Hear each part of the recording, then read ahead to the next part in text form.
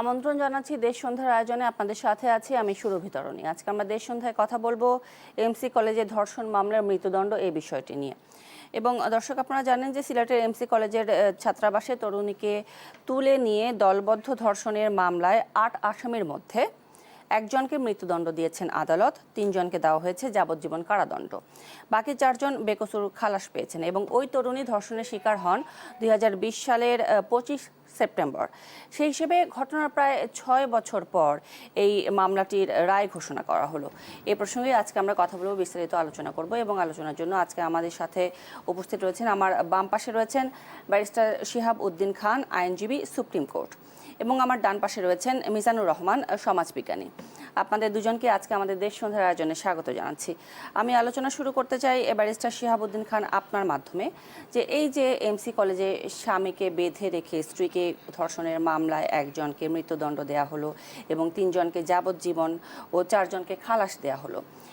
বিগত সরকারের সময় এই ঘটনাটি ঘটে এবং এখন বলা হচ্ছে যে বর্তমান সরকার ধর্ষণের ক্ষেত্রে জিরো টলারেন্স নীতি অবলম্বন করে।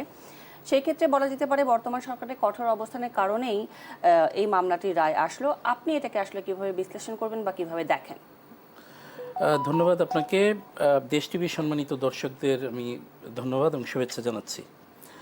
দেখুন, এমসি কলেজে যে ধর্ষণের ঘটনাটি যেটি এই সম্প্রতি রায় হলো, এটি বাংলাদেশে যেই কয়েকটি ধর্ষণ বা এই ধরনের লোমহর্ষক অপরাধের বিষয়গুলো নিয়ে সারা দেশে চাঞ্চল্যের সৃষ্টি হয়েছে, বিতর্কের সৃষ্টি হয়েছে, মানুষ ঘৃণাভরে কাজগুলোকে প্রত্যাখ্যান করেছে এবং একই সঙ্গে এর দ্রুত বিচার দাবি করেছে, এর মধ্যে এটি কিন্তু একটি অন্যতম ঘটনা।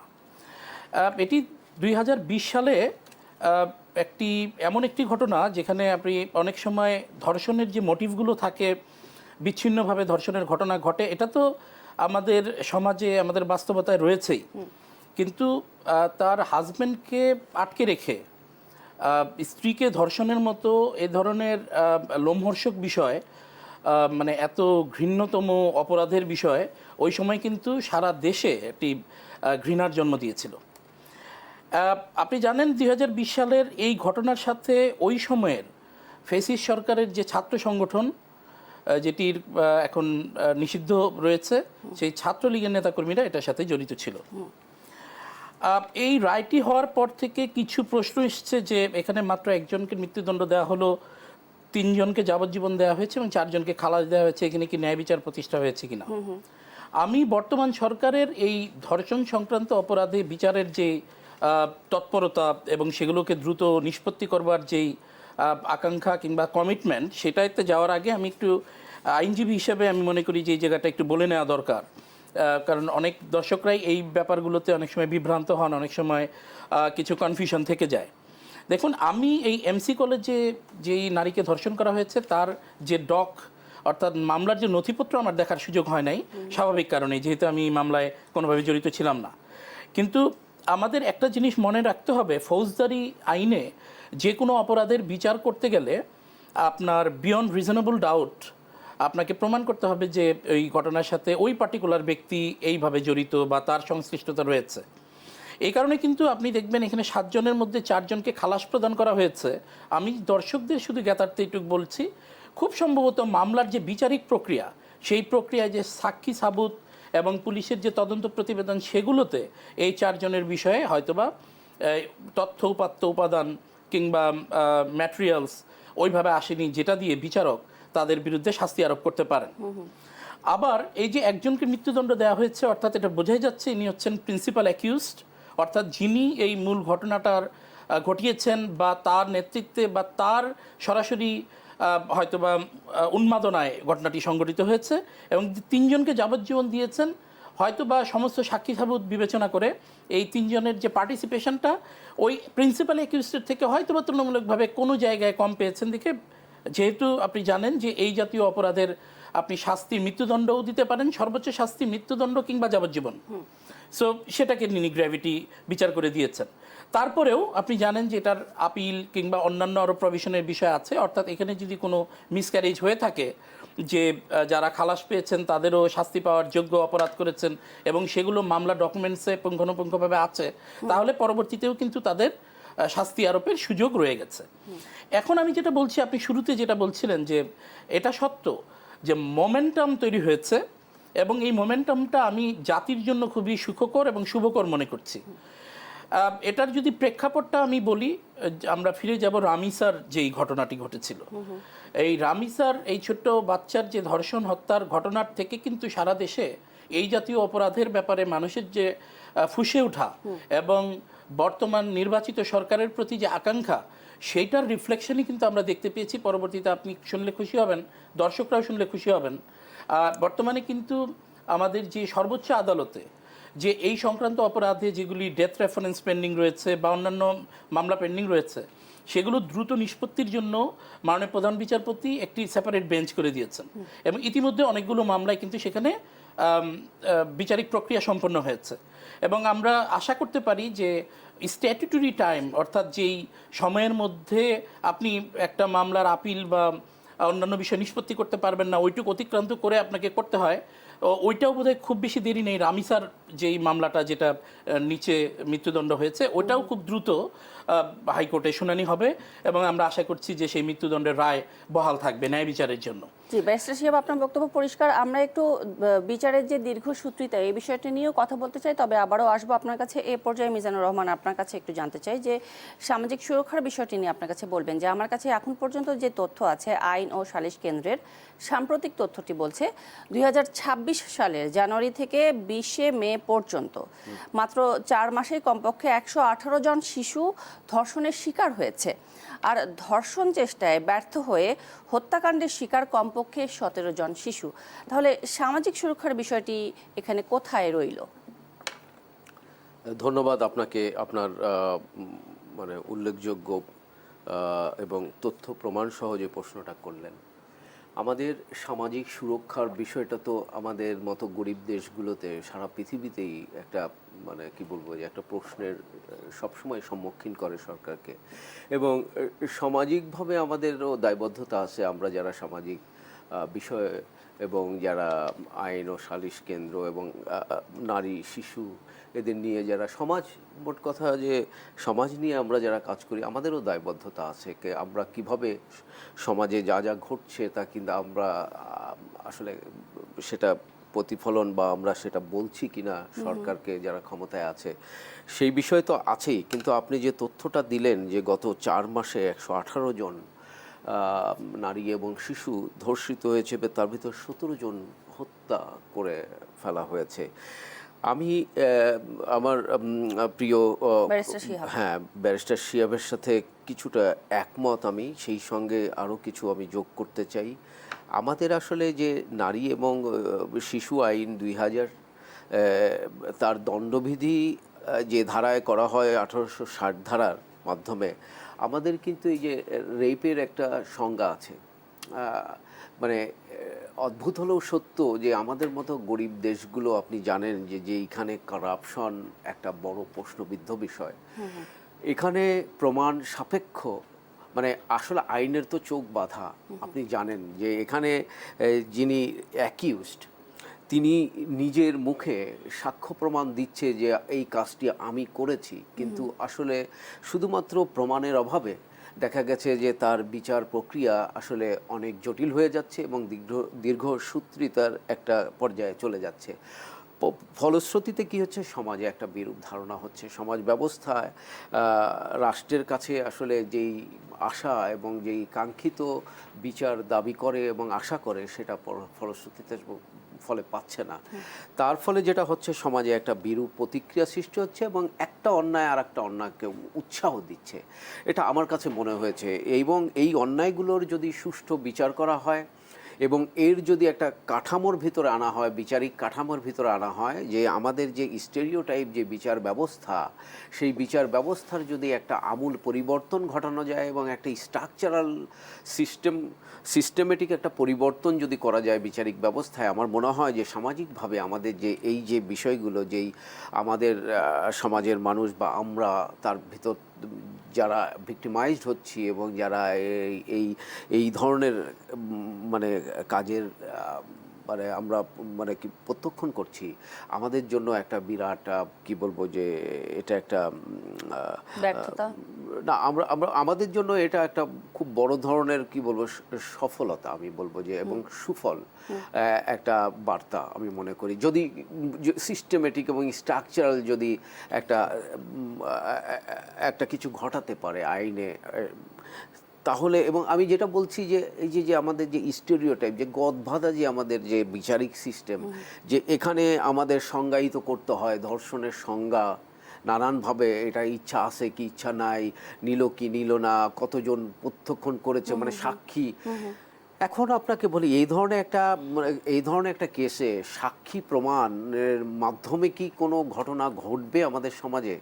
এখানে ধর্ষক নিজে স্বীকার করছে যে কিভাবে করেছে, তার আমূল একটা কি বলবো যে পুরো প্রক্রিয়াটাই তিনি স্বীকার করছে, সেটা পুলিশের সামনে করছে, বিচার ব্যবস্থার সামনে করছে, তারপরেও তার বিচারটা হচ্ছে না, জাস্ট বিকজ যে আমাদের যে সিস্টেমেটিক, এই যে আমাদের যে জাস্টিস এবং আমাদের যে বিচারিক যে সিস্টেমটা আছে, সেই জায়গায় যে গদবাঁধা যে সিস্টেমটা আজকে ব্রিটিশ আমল থেকে চলে আসছে, যদিও এটা 2000 সালে একটা পরিবর্তন করা হয়েছে, তারপরেও কিন্তু সাক্ষীকে এখানে প্রধান হাতিয়ার হিসাবে দেখানো হয়েছে। সেই সাক্ষী কে হবে আমাদের সমাজে? এটাও তো কিন্তু একটা মিজানুর বিষয়। রহমান, আমরা তো এরকমও দেখি যে অপরাধ করেও বিচারের আওতায় না আসার উদাহরণ তো অপরাধীকে আবার আরো অপরাধ করার দিকে ঠেলে দেয়। এটা তো আমি আপনাকে প্রথমেই বললাম যে আমাদের এই ধরনের যে কেসগুলো আসলে আমরা পরিলক্ষিত করছি, সেটা হলো যে মানে বিচারহীনতার সংস্কৃতি যখন গড়ে উঠবে, তখন একটা ক্রিমিনাল, মানে কি বলবো, একটা ক্রিমিনাল কেস আর একটা ক্রিমিনাল কেসকে উৎসাহিত করে, যার ফলেই তো সমাজে আসলে এই ধরনের বিশৃঙ্খলতা।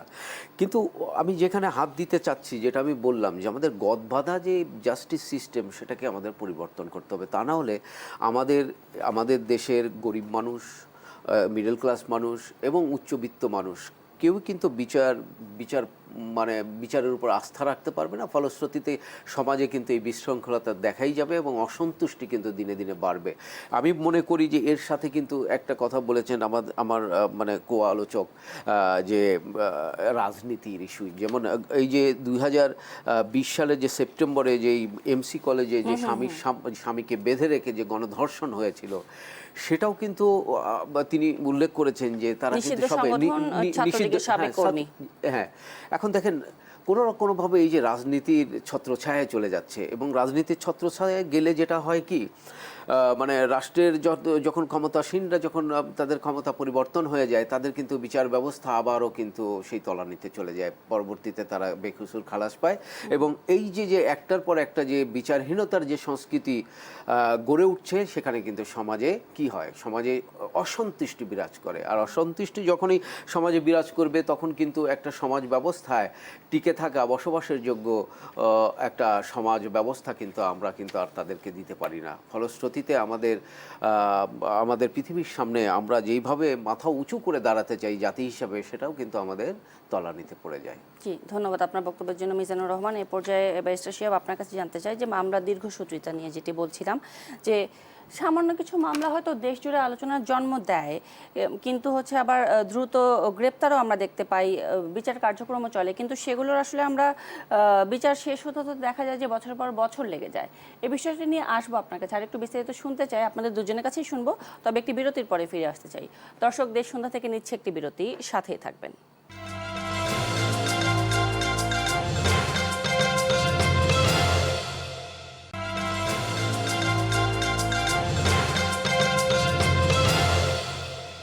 আবারও আমন্ত্রণ জানাচ্ছি দেশ সন্ধ্যায়। আজকে আমরা দেশ সন্ধ্যায় কথা বলছি এমসি কলেজে ধর্ষণ মামলার মৃত্যুদণ্ড এই বিষয়টি নিয়ে, এবং এ পর্যায়ে ব্যারিস্টার শিহাবুদ্দিন খান, আপনার কাছে জানতে চাই যে বিচারের দীর্ঘসূত্রিতা নিয়ে যেটি বলছিলাম, যে বেশ কিছু মামলা দেশ জুড়ে আলোড়ন সৃষ্টি করে, তাদের আবার রায় হয়, কিন্তু আমরা আসলে বিচার দেখতে পাই না। বিচারে দেখা যায় যে 4-5 বছর বা তারও বেশি সময় লেগে যাচ্ছে। কেন এই সময়টা লাগে, কেন এই দীর্ঘসূত্রিতা? খুবই মৌলিক এবং খুব প্রয়োজনীয় একটি প্রশ্ন করেছেন। আসলে আমরা সহসাই বলে থাকি যে জাস্টিস ডিলেড, জাস্টিস ডিনাইড।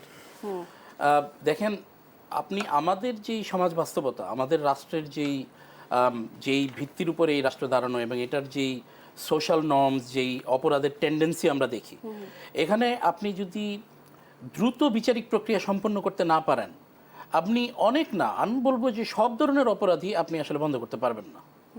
সেটা মাদক সংক্রান্ত অপরাধ হোক, নারী নির্যাতন, ধর্ষণ সংক্রান্ত অপরাধ হোক, যে কোনো জিনিস। এবং ঠিক এই কারণে কিন্তু সত্যিকারের ভুক্তভোগীদের আমাদের বিচার ব্যবস্থার প্রতি এক ধরনের অনাস্থা তৈরি হয়েছে। স্বাভাবিক। এবং আপনি দেখবেন যে কোনো ভুক্তভোগী ইভেন থানায় কমপ্লেন করতে গিয়ে কিংবা কোর্টে কমপ্লেন করতে গেলে উনি শুরুতেই কিন্তু অনেক কিছু নিয়ে চিন্তা করেন। উনি কিন্তু চিন্তা করেন যে এই ঝক্কি ঝামেলা এর মধ্যে উনি যেতে পারবেন কিনা, তারপরে ন্যায় বিচার পাবেন কিনা। আমি এই পর্যায়ে চীনের একটি এই যে বিচারিক প্রক্রিয়া নিয়ে, যেটা আমাদের দেশের সাথে বোধহয় অনেকটা মেলে, যদিও আমি দর্শকদের জ্ঞাতার্থে এক ধরনের মজা করেই বলছি, তারপরেও চীনে বলা হচ্ছে যে একটা প্রবাদ আছে যে যখন ধনী এবং গরিবের লড়াই হয় আদালতে, তখন ধনী বিজয়ী হয়। যখন গরিব এবং গরিবের লড়াই হয়, তখন আইন জয়ী হয়। আর যখন ধনী এবং ধনী আইনি লড়াই হয়, তখন আইন বিপদে পড়ে। তো আপনি যেটা দিয়ে আমি বোঝাতে চাচ্ছি, অর্থাৎ এখানে পাওয়ার, মানি, পলিটিক্স, অনেক কিছু ডমিনেন্স আছে। তবে একথাও সত্য যে আমাদের এই ছোট রাষ্ট্রে যেই পরিমাণ মামলার যেই সংখ্যা, যেই বিচারিক পর্যায়ে গিয়েও যে মামলার সংখ্যা, একই সঙ্গে আমাদের বিচার ব্যবস্থার যে স্ট্রাকচার, অর্থাৎ এখানে বিচারকের সংখ্যা, অন্যান্য স্টাফ, আদালতের সংখ্যা, আসলে আপনি একটা মামলা পর্যাপ্ত সময় দিয়ে শুনবার জন্য যেই পরিমাণ লজিস্টিক্স দরকার, বিচারক দরকার, এইগুলো বিষয়ের কিন্তু বাস্তবতা রয়েছে। আবার একই সঙ্গে আপনি দেখবেন এই যে দীর্ঘস্থায়ী বিচার যখন এটা দীর্ঘ সময় ধরে চলে, তখন কিন্তু সাক্ষীরা নিরাপত্তা পান না। আমাদের দেশে কিন্তু সাক্ষী সুরক্ষার ওই অর্থে আপনি দেখবেন অনেক মামলাতেই ভয়ে সাক্ষীরা যান না, তাদেরকে রিফ্রেইন করা হয়। এবং সাক্ষীরা দেখবেন যে মামলার শুরুতে যে আগ্রহ থাকে, পরবর্তীতে কিন্তু বিভিন্ন সামাজিক, অর্থনৈতিক, রাজনৈতিক প্রেসারে কিন্তু তারা সেই মামলায় সহযোগিতা করতে ভয় পান কিংবা নিরুৎসাহিত হন। এছাড়া আমি বলবো যে আমাদের এখানে প্রসিকিউশন মামলার, একটি ক্রিমিনাল মামলার তদন্ত পর্যায়ে যেই পরিমাণ এক্সপার্টাইজ দরকার, আমি আগেও বিভিন্ন আলোচনায় বলেছি, আমাদের প্রসিকিউশনের তদন্ত কার্যক্রমে আপনি নানা দিক থেকে দুর্বলতা রয়েছে। এখানে তদন্ত কার্যক্রমে যেই সমস্ত সায়েন্টিফিক এক্সপার্টাইজ, আইনের যেই সমস্ত জ্ঞান, এবং একটি মামলার প্রাথমিকভাবে আপনি জানেন যে ক্রিমিনাল মামলার ক্ষেত্রে তদন্ত রিপোর্ট একটা অনেক গুরুত্বপূর্ণ ভূমিকা পালন করে। অর্থাৎ পুলিশের কাছ থেকে যে চার্জশিট দাখিল করা হয়, সেটা অনেক গুরুত্বপূর্ণ একটা ভূমিকা পালন করে। তো সেই গুরুত্বপূর্ণ ডকুমেন্টের মধ্যে যদি অনেক লুফোলস থেকে যায়, সেটার তদন্ত কর্মকাণ্ডে যদি গাফিলতি কিংবা অজ্ঞতার কারণে কিংবা প্রভাবিত হওয়ার কারণে যদি একটি মামলাকে দুর্বল করে ফেলা হয়, সেই মামলা কিন্তু করা কঠিন, প্রমাণ করা কঠিন। গুরুত্বপূর্ণ এবং কার্যকর যে নারী ও শিশু নির্যাতন দমন আইনের মতো একটি পদক্ষেপ রয়েছে, বা এদের আসলে তাহলে সেখানে ভূমিকাটা কি রইল? না, এখানে আপনাকে আমি বলি, আমাদের দেশে যে নারী ও শিশু নির্যাতন আইন, এটা একটা ফাস্ট ট্র্যাক আইন। এটা কিন্তু ট্রাইব্যুনালে বিচার হয়। এটার টাইম অ্যালোকেশন সিস্টেমটাই দ্রুত বিচারের জন্য করা হচ্ছে, কিন্তু দুর্ভাগ্যজনক সত্য যে এখানেও যেই টাইম অ্যালোকেশন দেওয়া আছে, আমরা উন্নত রাষ্ট্র ব্যবস্থায় যে কোনো বিচারিক প্রক্রিয়ায় যে টাইম অ্যালোকেশনকে স্ট্রিক্টলি ফলো করতে যেটা দেখি, আমাদের এখানে বিভিন্ন ইফস অ্যান্ড বাট দিয়ে সেই সময়গুলোকে কিন্তু আদারওয়াইজ ইউজ করা হয়, অর্থাৎ যেই সময়ের মধ্যে বিচার সম্পন্ন হওয়ার কথা সেটা হয় না। এখন আপনি যেটা বলছেন যে আইনটা তো আছে, আমি বলছিলাম যেটা প্রসিকিউশনের দুর্বলতা কোনটা বলছি, এই যে ধরেন একটি ধর্ষণ মামলা, ধরেন থানায় একটা মামলা হলো, এই মামলাটার তো যথাযথ একটি সুন্দর এবং নিরপেক্ষ, একই সঙ্গে সত্যিকারের দোষী এবং ঘটনাটা কিভাবে ঘটেছে, কি মোটিভে ঘটেছে, এই তদন্ত রিপোর্টটা তো সঠিকভাবে আসতে হবে। আপনি দেখবেন এর মধ্যে বাস্তবতা হলো সত্যি, যেটা আমি দায়িত্ব নিয়ে এখানে বলতে পারি, যে আমাদের দেশের প্রসিকিউশনকে অনেকভাবে ইনফ্লুয়েন্স করা যায়, পলিটিক্যালি ইনফ্লুয়েন্স করা যায়, এখানে মানির টাকার অনেক ব্যবহার আছে। তো আপনি হয়তো বা মূল মামলায় তাকে নিরপরাধ বা তার বিরুদ্ধে কোনো অভিযোগ পাওয়া যায় নাই এই মর্মে দিলেন না, কিন্তু মামলার রিপোর্টটা এমনভাবে দায়সারা করে দিলেন যে এটাকে প্রমাণ করতে গেলে আপনি দেখবেন যে ডিফেন্সের যিনি লয়ার থাকবেন, যদি ভালো লয়ার হন, উনি ওই তদন্ত রিপোর্ট থেকে বিভিন্ন লুফলস দেখাবেন যে তদন্তকারী অফিসার এটা পেয়েছেন, এটার সাথে এটা মেলে না, এটার সাথে এটা তো প্রাসঙ্গিক না, এবং এটার যদি এটা ঘটে তাহলে তো উনি তখন ওইখানে ছিলেন না, এটা যদি এটা হয় তাহলে তো এই অভিযোগটা টেকে না, এবং এটা যদি এটা হয় তাহলে এই আইনে সেটা পড়ে না। এই যে আমি এর জন্য বলছিলাম যে প্রসিকিউশনের যে দক্ষতা দরকার, এটা আমাদের দেশে খুব প্রয়োজন। এবং এই প্রসিকিউশন শুধু দক্ষতা নির্ভর না, তাকে খুবই প্রফেশনাল প্রসিকিউশন আমাদের গঠন করা জরুরি। আমি জাস্ট আমার এই পর্যায়ে বক্তব্য এটুকু শেষ করছি। আপনি যে দীর্ঘসূত্রিতার কথা বলছেন, আমাদের এই পর্যায়ে আমরা শুধুমাত্র আইওয়াসের জন্য না, আমি সরকারকে অনুরোধ করব যে আপনারা শুধুমাত্র একটা ঘটনাকে আজকে জনমানুষের আক্রোশ ক্ষোভ এসছে দেখে সেটাকে আপনি তাড়াতাড়ি বিচার করলেন, এটা না। এই সমাজের মূল্যবোধ টিকিয়ে রাখবার জন্য, নিশ্চয়ই এখানকার নারী শিশু সমস্ত নাগরিকদেরকে নিরাপদ বোধ করানোর জন্য আপনাকে এই যে যথাসময়ে বিচার, সময় ক্ষেপণ না করে বিচার এবং সেটার যথাযথ বিচার, এটাকে নিশ্চিত করবার প্রক্রিয়া ছাড়া আপনি কিন্তু জনগণের আস্থা ফেরাতে পারবেন না। একদম যথার্থ বলেছেন। আমি আবারও আসবো আপনার কাছে ব্যারিস্টার শিহাবুদ্দিন খান। এ পর্যায়ে মিজানুর রহমান আপনার কাছে জানতে চাই, ব্যারিস্টার শিহাবুদ্দিন খান বেশ কয়েকটি পয়েন্ট তুলে ধরলেন, সেটা হচ্ছে পাওয়ার, মানি এবং পলিটিক্স এই ক্ষেত্রে কাজ করে বিচারের ক্ষেত্রে। আবার অনেক সময় সাক্ষী সুরক্ষার বিষয়টিও কিন্তু চলে আসে। আবার দেখা যায় যে মামলার ক্ষেত্রে অনেক সময় আমরা দেখতে পাই যে ইফ অ্যান্ড বাট দিয়ে হচ্ছে মামলাগুলোকে নানানভাবে প্রশ্নবিদ্ধ করা হয় বা পিছিয়ে নেওয়ার পায়তারা করা হয়। সব কিছু মিলিয়ে আপনি তো সমাজের বিভিন্ন স্তরে কাজ করেছেন, সামাজিক শিক্ষা উন্নয়ন নিয়ে আপনি কাজ করেছেন এবং মাঠ পর্যায়েও আপনার বেশ গবেষণা রয়েছে। আসলে আপনি কি দেখতে পান যে এই যে মূল্যবোধ টিকিয়ে রাখার বিষয়টি বললেন ব্যারিস্টার শিহাবুদ্দিন খান, তাছাড়াও আইন ও প্রাতিষ্ঠানিক যে সুরক্ষার বিষয়গুলো, এই বিষয়গুলো আসলে কিভাবে তুলে ধরা উচিত সরকারের বা কিভাবে জরুরি বলে মনে করেন আপনি? আসলে কোনো দেশেরই সরকার প্রধানরা, ক্ষমতাসীনরা তো চায় না যে একটা সমাজ ব্যবস্থায় বিশৃঙ্খলতা হোক এবং সমাজ ব্যবস্থায় যেন আইনের প্রতি শ্রদ্ধা না বাড়ুক। সব সরকারই চায় যে আইনের প্রতি শ্রদ্ধা বাড়ুক, আইন এবং বিচার কার্যগুলো যেন পরিপূর্ণভাবে সামাজিকভাবে এবং বিচারিকভাবেও যেন এটার একটা সুষ্ঠু প্রতিফলন যেন সমাজ ব্যবস্থায় থাকে। তা না হলে যে মূল্যবোধের কথা বলা হচ্ছে, তো মূল্যবোধ যদি টিকে না থাকে তাহলে কোনো শিক্ষাই আসলে একটা দেশের উন্নয়নের জন্য আর কাজ করবে না। এটাই আমরা সমাজের সাথে কাজ করতে যেয়ে দেখি এবং বিভিন্ন গবেষণা এবং তথ্য প্রমাণে সেটাই বের হয়ে আসে। কিন্তু অত্যন্ত দুঃখজনক হলো সত্য যে আমার যে ব্যারিস্টার সাহেব তিনি ঠিকই বলেছেন, অনেকগুলো বিষয়ে, প্রাসঙ্গিক বিষয়ে তিনি তার আলোচনায় এনেছেন। তার সাথে আমি একমত এবং আরও অনেক কিছুই এই সমাজের দায়বদ্ধতার জায়গায় আসলে জড়িত। আমি যেটা বলতে চাই, দেখেন আমাদের একটা রেপ কেসকে যদি আপনি বিচারিক কার্যালয়ে বা বিচারিক টেবিলে যদি আনতে চান, এবং সত্যি কথা কি এর সাথে অনেক ভেরিয়েবলস জড়িত। এর ভিতরে একটা আছে ডাক্তারি রিপোর্ট, ফরেন্সিক রিপোর্ট, তারপরে আপনি জানেন যে পুলিশের রিপোর্ট, তদন্ত রিপোর্ট, এর সাথে পেশি শক্তি, তারপরে যে পুলিশটা তদন্ত করছে সেই পুলিশের কি বলবো যে তার ইন্টিগ্রিটি নিয়ে প্রশ্ন আছে, তারপরে যে বিচার করছে তার ইন্টিগ্রিটি নিয়ে প্রশ্ন আছে, এবং যাকে আইনি সহায়তা করছে, যেই ব্যারিস্টার অথবা যেই কি বলবো যেই অ্যাডভোকেট সাহেব, আইনজীবী, তার ইন্টিগ্রিটি নিয়ে প্রশ্ন আছে। আসলে মূল কথা হলো যে আমাদের সমাজ ব্যবস্থায়, ওই যে বললাম যে সমাজ ব্যবস্থায় দায়সারা, প্রত্যেকটা ডিপার্টমেন্টে একটা দায়সারা ব্যবস্থা। এই দায়সারা ব্যবস্থা যতদিন না উঠে যাবে, এই সমাজে মূল্যবোধ বলেন, বিচারিক কার্য বলেন, কোনো কিছুরই সুরাহা হবে না। এবং দিন শেষে তাতে কি হবে, অসন্তুষ্টি বেড়েই যাবে। এই সমাজ ব্যবস্থায় যখনই অসন্তুষ্টি বেড়ে যায় তখন কিন্তু একটা ভালো সরকারেরও টিকে থাকা মুশকিল হয়ে যায়।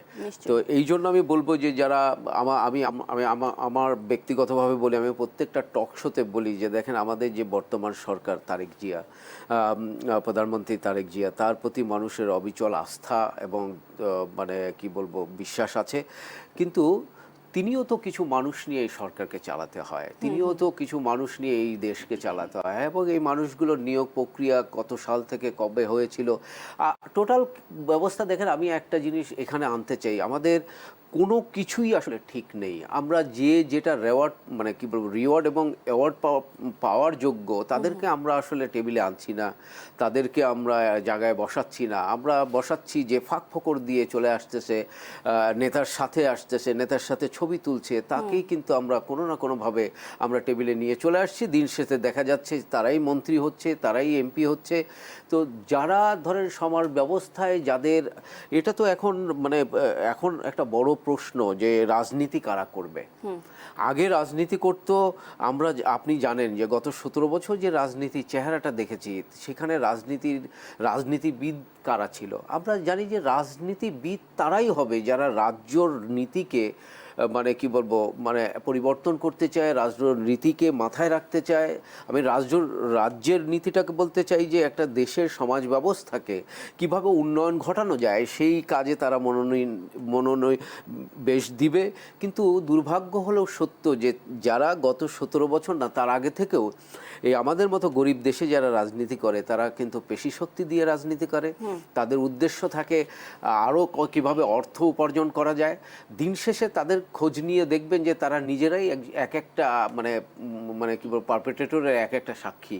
মানে তারা নিজেরাই কোনো না কোনোভাবে কোনো জায়গায় হয়তো বা দেখা যাচ্ছে ড্রাগ অ্যাডিক্টার, অথবা ড্রাগ ট্রেডার, অথবা পারপেট্রেটর, অথবা সমাজে দেখা যায় যে পড়াশোনা নাই, কিন্তু তারাই দিন শেষে কি হচ্ছে, এমপি হয়ে যাচ্ছে।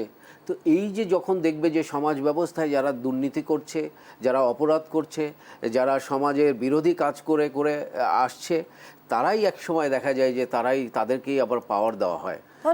তখন সমাজ কার কাছে যাবে? সমাজের তো আর যাওয়ার আর জায়গা নাই। তখন সমাজের মানুষগুলো কি অসন্তুষ্টিতে ভোগে, দিন শেষে একটা রাষ্ট্রের উন্নয়ন ঘটে না। তাহলে কি মিজানুর রহমান আমরা কখনোই নিরাপদ ঘর পাবো না, কর্মক্ষেত্রে সুরক্ষা? আমি তো আমি আপনার সাথে একমত। আমি খুবই অপটিমিস্টিক মানুষ, আমি খুব আশাবাদী মানুষ।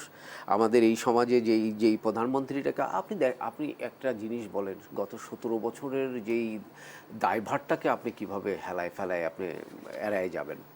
গত 17 বছর এই সমাজ ব্যবস্থায়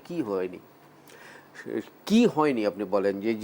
যেই সমাজ ব্যবস্থায় আপনার পার্লামেন্টের ভিতরে গান হয়, নকশা হয়, অভিনয় হয়, এবং যাদের ব্যাকগ্রাউন্ডে কোনো পড়াশোনা নেই, দেশের উন্নয়নের যে ডেভেলপমেন্টের সংজ্ঞা জানে না, তারাই যদি এমপি মিনিস্টার হয়ে যায়, আপনি সেই সমাজে বলেন কিভাবে উন্নয়ন ঘটবে? তো এখন উন্নয়ন ঘটার একটা মানে প্রক্রিয়া শুরু হয়েছে। আমি বিশ্বাস রাখতে চাই আমাদের মানে মাননীয় প্রধানমন্ত্রী তারেক জিয়ার উপর। এই কারণে আমি বলছি, দেখেন এত কিছুর পরেও আমাদের প্রধানমন্ত্রী তারেক জিয়া নিজের জীবনকে, আমার তো মনে হয় যে আমার খুব দুঃখ লাগে, কষ্ট হয়, খুব ভয় হয় যে তিনিও কি তার বাবার মতো কি তার কিছু হয়ে যায় কিনা। এত খোলামেলাভাবে এত মানুষের সাথে মিশে, মানে আমার মনে হয় যে আমাদের এই ধরনের একটা প্রধানমন্ত্রীকে আসলে আমাদের দেশে আসলে খুব দরকার, আমাদের উন্নয়নের জন্য দরকার। আমাদের সমাজ ব্যবস্থার যে মূলনীতি, যেটা বলবো মৌলিক শিক্ষা, অথবা যেটা বলবো নর্মস, এবং আমি যার উপরে খুব গুরুত্ব দিচ্ছি ইদানিং, যেই শিক্ষাটার উপরে, সেটা হলো যে নৈতিক শিক্ষা। এই নৈতিক শিক্ষায় শিক্ষিত মানুষটা তিনি সমাজের সব জায়গায় দাপিয়ে বেড়াচ্ছে। কিন্তু আমার তো খুব ভয় লাগে এখনও সেই মানে গত ফ্যাসিস্ট সরকারের সমস্ত নিয়োগকৃত প্রশাসন, পুলিশ সবাই আছে, তাদের ভিতরে তিনি এইভাবে লোক থেকে লোকারণ্যের ভিতরে হেঁটে চলে যাচ্ছে। আমার ভয় হয়। আমি মনে করি তাকে আমাদের অনেক মানে এই দেশের জন্য খুব দরকার। কারণ একটা সমাজ ব্যবস্থার, একটা দেশের যখন রাষ্ট্রপ্রধান, তিনি যখন মাটির মানুষ হয়, মানুষের সাথে মিশে যায়, সেই সমাজ কিন্তু এমনি অটোমেটিক্যালি কিন্তু মানে একটা কি বলবো যে একটা নৈতিক শিক্ষায় শিক্ষিত হওয়ার প্রবণতা কিন্তু সেখানে বেড়ে যায়। তাহলে শক্তিশালী সুরক্ষা মেকানিজমটা কিভাবে প্রয়োগ করা সম্ভব সরকারের পক্ষে, এটা নিয়েও কথা বলবো আপনাদের দুজনের সাথেই। বিশেষ করে ভুক্তভোগী ও সাক্ষীদের নিরাপত্তার বিষয়টি আপনার কাছে জানতে চাইবো, যে তারা কিভাবে শক্তিশালী সুরক্ষা মেকানিজমের আন্ডারে পড়তে পারেন, এ বিষয় নিয়ে একটু আলোচনা করতে চাই। তবে একটি বিরতির পরে ফিরে আসবো আপনাদের দুজনের কাছেই। দর্শক, দেশ সন্ধ্যা থেকে নিচ্ছে আরেকটি বিরতি, সাথেই থাকবেন।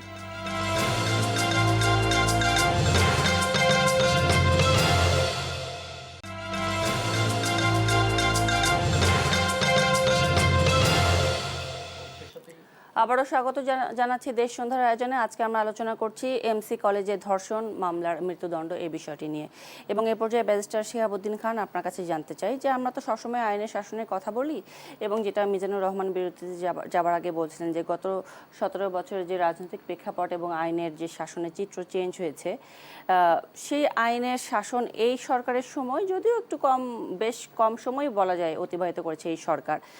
আপনি কতটা দেখছেন রাজনৈতিক প্রেক্ষাপটের বিবেচনায় আইনের শাসন আসলে কতটা এই সরকার কার্যকর করতে পারলো?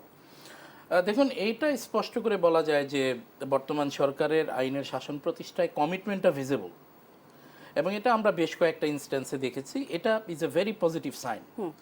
আবার এই 3-4 মাসের বয়সী একটি সরকারকে আপনি একটা জগদ্দল পাথর সরানো, এই প্রায় 20 বছরের জঞ্জাল সরিয়ে আমাদের যেই রাষ্ট্রীয় অবকাঠামো, যে ইনস্টিটিউশনাল ডাউনফল, রন্ধ্রে রন্ধ্রে যে অনিয়ম দুর্নীতির বিষবাষ্প তারা ছড়িয়ে গেছে, সেটাকে ওভারকাম করবার জন্য আমরা যদি খুব তাড়াতাড়ি এক্সপেক্ট করে ফেলি, এটাও এক ধরনের আমি মনে করি নাগরিক হিসেবে অবিচার হবে। এই জাস্টিফিকেশনটা আমার মনে হয় যে আমাদের নিজেদের মধ্যেও থাকা দরকার। দেখুন, আমি একটা জিনিস বলি যে এখানে নির্বাচনী ব্যবস্থা, গণতন্ত্রের ব্যবস্থা, গণতন্ত্রের যে ভঙ্গুর রূপ, সেটা বিগত ফ্যাসিস্ট সরকারের আমলে শেখ হাসিনার নেতৃত্বে হয়েছে। আমি তার থেকে আরেকটা জিনিস একটু অন্য আঙ্গিকে বলি যে এই যে ফ্যাসিস্ট শেখ হাসিনা, তিনি শুধুমাত্র যে গণতন্ত্র ধ্বংস করেছেন তা না, তিনি যে শুধুমাত্র এখানে নির্বাচনী ব্যবস্থা ধ্বংস করেছেন তা না, আমাদের রাষ্ট্র ব্যবস্থার যেই আমরা যেটাকে সামাজিক স্ট্রাকচার যেটাকে বলি, উনি সেটা একদম লণ্ডভণ্ড করে দিয়েছেন। এই যে সামাজিক স্ট্রাকচার উনি নষ্ট করে দিলেন, অর্থাৎ সমাজে হারমোনি, স্থিতিশীলতা থাকবার জন্য যেই চেইন অফ কমান্ড দরকার, যেই স্বাভাবিক বোধ বুদ্ধি থাকা দরকার, আপনি যেই যেটাকে বলে ডিসক্রিমিনেশনের ইস্যুগুলো যেভাবে মিনাটলি দেখা দরকার, এখানে যোগ্যতার প্রশ্নগুলোকে যেভাবে দেখা দরকার, রাজনৈতিক প্রতিপক্ষকে যেই স্বাভাবিক স্পেস দিয়ে এরপরও যে রাজনৈতিক ফায়দা লুটা যায়, সেগুলোর যে ব্যবস্থাপনা আমরা দেখেছি, এই সমস্ত কিছু মিলিয়ে আমি বলি যে ওই একটা তো রাজনৈতিক পরিভাষায় কিংবা রাষ্ট্রবিজ্ঞানীরা বলেন যে অ্যাবসলিউট পাওয়ার করাপ্টস অ্যাবসলিউটলি, কিন্তু আমি সেই সাথে আরেকটা বলি যে এই অ্যাবসলিউট পাওয়ার কিন্তু মানুষকে ডেসপারেটও করে।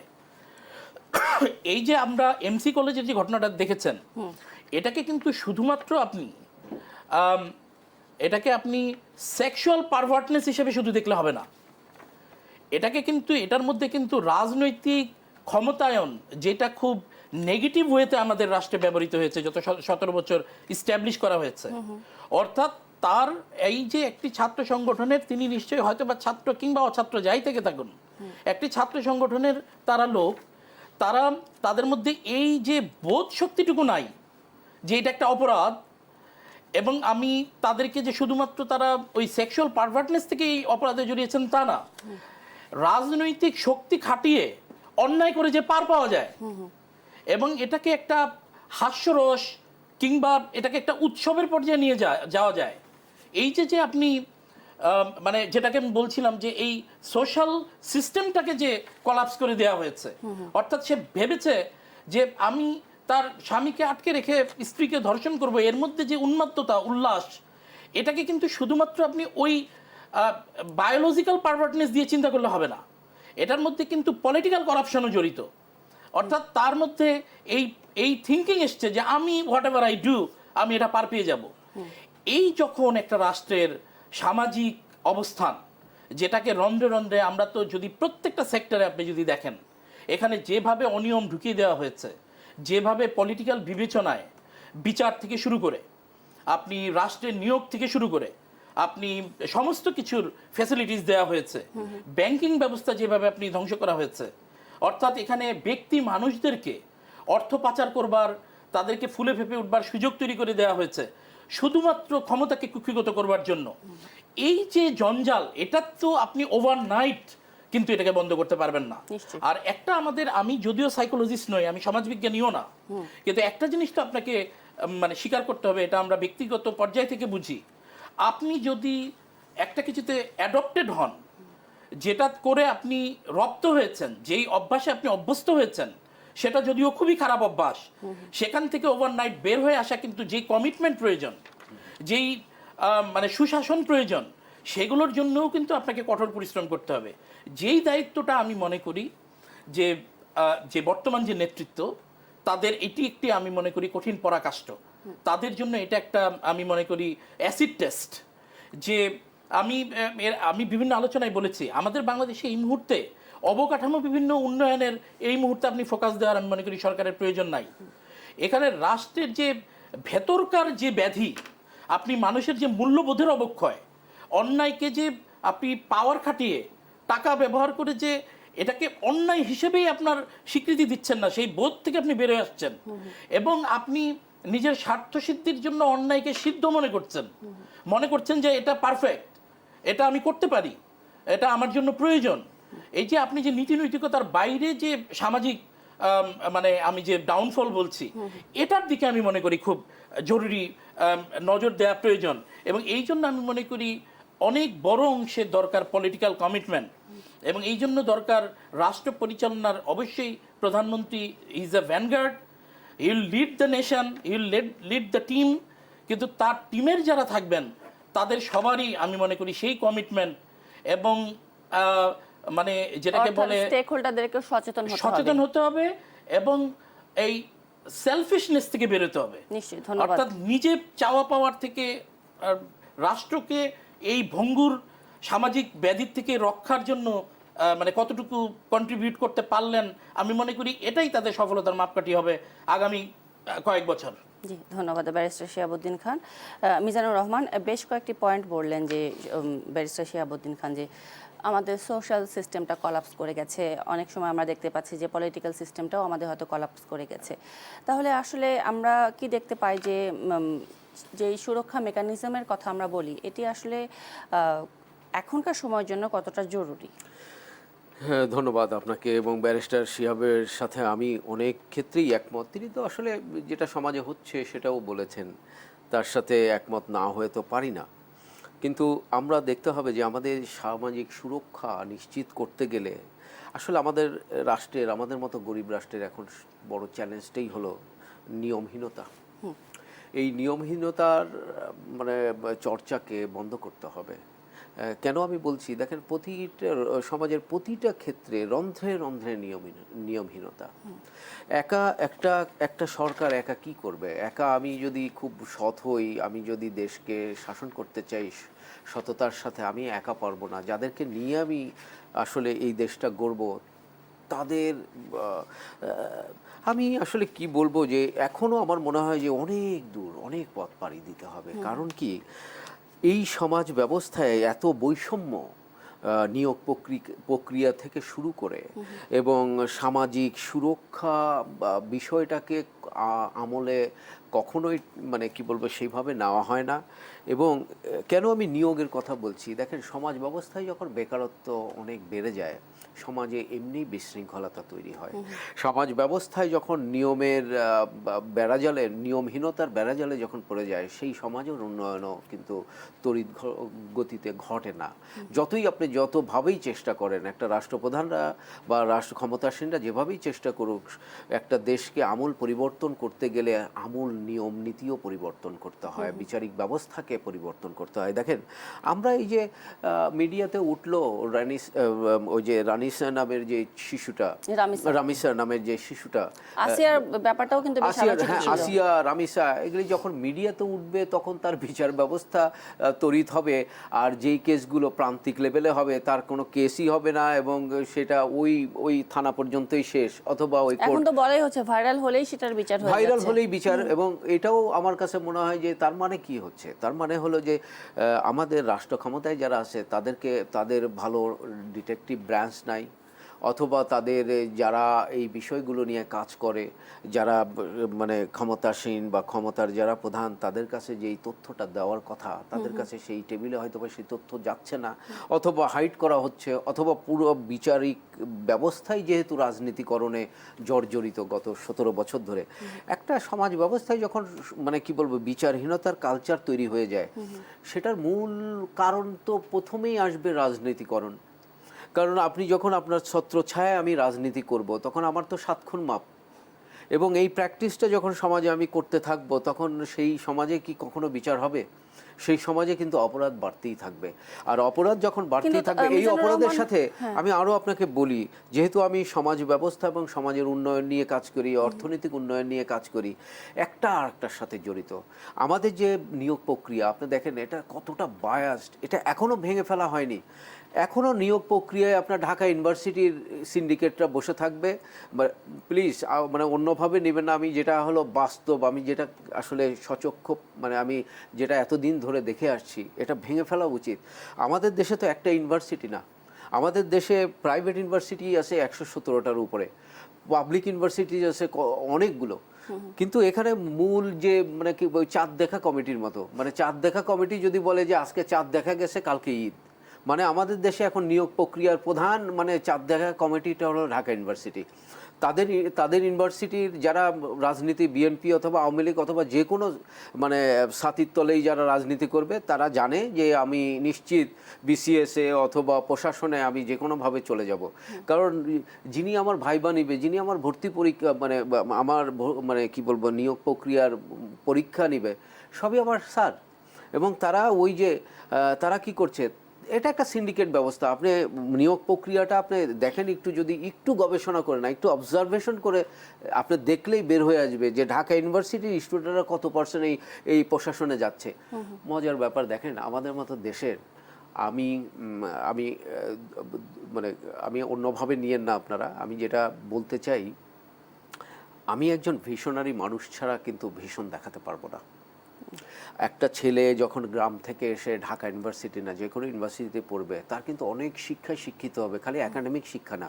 কারণ আমরা তো এখন আমাদের গালির একটা অংশ হলেই আমরা বলি তুমি গ্রাম্যের মতো। কি গ্রাম্য কথা বলে?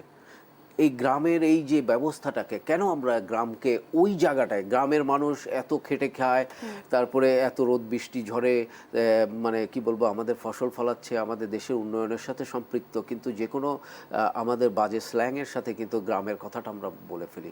এর কারণ হলো যে যখন আমরা গবেষণা করে দেখি যে আসলে গ্রামের মানুষরা, তাদের হাতে তো সুশিক্ষা যায়নি গত 55 বছর। তাদেরকে যদি আমরা সুশিক্ষায় শিক্ষিত করতে পারতাম, তাদেরকে নৈতিক শিক্ষা দিতে পারতাম, তাদেরকে আধুনিক শিক্ষা দিতে পারতাম, তারা এই দেশ চালাতো। কিন্তু অত্যন্ত দুঃখের বিষয় হলো শুধু রাজনীতি ছত্রছায়ায় গেলেই সেই গ্রামের ছেলেটা হয়ে যাচ্ছে, কি হচ্ছে সেই গ্রামের ছেলেটা হচ্ছে প্রশাসনের সবচেয়ে বড় কর্মকর্তা। কিন্তু প্রতিষ্ঠানগুলোতে নৈতিক শিক্ষার ভূমিকা তাহলে শুধু নৈতিক শিক্ষার অভাবই না, আমি বলতে চাই যে গ্রামের যে ছেলেটি যিনি ঘুম থেকে অথবা বড় হয়ে দেখেছে অভাব অনটন, তারপরে অর্থ কষ্ট, তারপরে ধরেন তার আশা আকাঙ্ক্ষার কোনো কিছুই পূরণ হয়নি তার জীবনে, যখন তিনি মানে আসলে একটা রাজনৈতিক ছত্রছায়ায় ঢুকে যাচ্ছে কোনো না কোনোভাবে কষ্ট করে, ঢাকা ইউনিভার্সিটিতে ঢুকলেই মনে হচ্ছে চাকরিটা মনে হয় একেবারে 50% অথবা 20% ছেলেমেয়েরা একেবারে নিশ্চিত, তখন সেই ছেলেটা বলেন ওই প্রশাসন ক্যাডারে ওই টেবিলে বসে তার কি চিন্তা থাকবে, দেশের উন্নয়ন নাকি অর্থ উপার্জন? এই জায়গায় আমাদেরকে হাত দিতে হবে এবং এই যে সিন্ডিকেট ব্যবস্থা ভেঙে ফেলতে হবে। প্রত্যেকটা ইউনিভার্সিটি এই সিন্ডিকেট ব্যবস্থার ভিতরে ঢাকা ইউনিভার্সিটির স্টুডেন্ট, আমি এটুকু বলতে চাই, হয়তো রেশনালি আমি বলতে পারি ঢাকা ইউনিভার্সিটির স্টুডেন্ট অনুযায়ী তার টিচার সংখ্যা থাকুক, মানে আমি বলতেছি নিয়োগ প্রক্রিয়াকরণে তারা থাকুক, প্রতিটা ইউনিভার্সিটির একজন করে থাকুক না, প্রত্যেকটা ইউনিভার্সিটি ইনক্লুশন আনতে হবে, ডিসেন্ট্রালাইজ করতে হবে, ইনক্লুশন আনতে হবে। আমি মনে করি প্রাইভেট ইউনিভার্সিটি যদি বিদেশ দাপায় বেড়াইতে পারে, এই দেশকে যদি বিদেশের মাটিতে সার্ভ করতে পারে। এবং আপনি দেখেন আর একটা কথা বলি, এটা কেউ বলে না, আমাদের এই যে জুলাই আন্দোলন, এই জুলাই আন্দোলনে যে আত্মহতি দেওয়া, আন্দোলনের প্রধান যে প্রক্রিয়াকরণ কোত্থেকে উৎপাদন হয়েছিল? এই প্রাইভেট ইউনিভার্সিটিতে। তাদের কোনো ইনক্লুশন আছে আপনি বলেন? যে যখন দেখবে যে যারা যারা মানে এই সমাজের জন্য কাজ করে, যারা জীবনকে উৎসাহিত মানে উৎসর্গ করছে, দিন শেষে তাদের কোনো নাম নাই, তাদের কোনো রেওয়ার্ড নাই, অ্যাওয়ার্ড নাই। কোত্থেকে ঢাকা ইউনিভার্সিটির মানে কি বলবো, কিছু আমি বলবো যে কি নাম যেন আপনার নাহিদ, তারপরে আরেকজন আছে এমপি হয়েছে সার্জিস, তারা তো ডিবি কার্যালয়ে ছিল। আপনি জানেন যে এই আন্দোলনটা শুরুই হয়েছিল ঢাকা মানে প্রাইভেট ইউনিভার্সিটি 3-4টা ইউনিভার্সিটি থেকে। আপনি জানেন যে BRAC university, north south university, IUB, east West, তাদের কতজন স্টুডেন্ট আত্মহতি দিয়েছেন, পুলিশের গুলিতে মারা গেছে, এটা এখন পর্যন্ত তদন্ত করে আমাদের জাতির সামনে জানানো হয়েছে। আপনি যেদিন 5ই আগস্ট যে সরকারটা চলে গেল, সেই দিনও বসুন্ধরার ভিতরে এই নর্থ সাউথ এবং আইইউবিতে গোলাগুলি। আমি তখন শুনেছিলাম যে 2-3 জন স্টুডেন্টও নাকি মারা গেছে। কই ঢাকা ইউনিভার্সিটি তো একটা স্টুডেন্টও মারা গেছে আমি জানি না।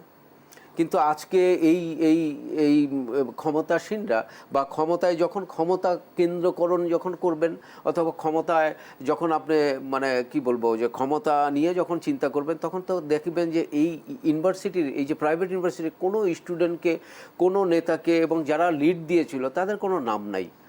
এভাবে যদি অ্যাওয়ার্ডলেস রেওয়ার্ডলেস সমাজ ব্যবস্থায় ঢুকে পড়ে, মানুষ কিন্তু উৎসাহ হারাবে মানে ভালো কাজ করতে। মিজানুর রহমান, ধন্যবাদ আপনাকে।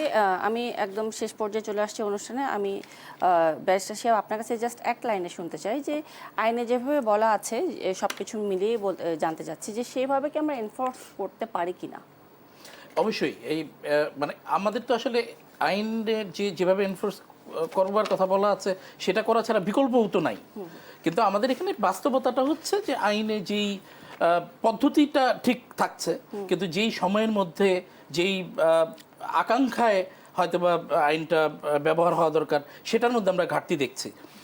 তবে এটাই আমাদের হচ্ছে বিচার প্রক্রিয়ার মধ্যে আস্থাহীনতা দূর করবার জন্য, একই সঙ্গে ন্যায় বিচার প্রতিষ্ঠা করবার জন্য। দেখুন, যে কোনো অপরাধের বিচার কিন্তু শুধুমাত্র যে ওই অপরাধীর বিচারের জন্য হয় শুধুমাত্র তা না, এটা আরেকটি অপরাধকে ডেটার করবার জন্য, আরেকটি অপরাধকে নিবৃত করবার উদ্দেশ্যেও কিন্তু সেই বিচার প্রক্রিয়াটা হয়। তো ওই জায়গায় তো আমি মনে করি যে আমাদের বর্তমান যে বাস্তবতা এবং আমরা অপরাধের যে বিভিন্ন রকম ফের দেখছি, সেখানে আসলে আইনে প্রচলিত বিধিতে যেই সময়ে বিচার প্রক্রিয়া সম্পন্ন হওয়ার কথা সেটার দিকে ফোকাস দেওয়া উচিত। একই সঙ্গে আমি আগেও যেই সমস্ত বিষয়ে আলোচনা করেছি যে লজিস্টিক্যালস এই বিষয়গুলো যদি একটু আপলিফট করা যায়, আমি মনে করি যে আইনের যেই সুফল সেটা আমরা পাবো। অসংখ্য ধন্যবাদ ব্যারিস্টার শিহাবুদ্দিন খান এবং মিজানুর রহমান, আপনাদের দুজনকে আজকে আমাদের দেশ সন্ধ্যায় সময় দেওয়ার জন্য। দর্শক, এই ছিল আজকের মতো দেশ সন্ধ্যার আয়োজনে। ধন্যবাদ সবাইকে সাথে থাকার জন্য।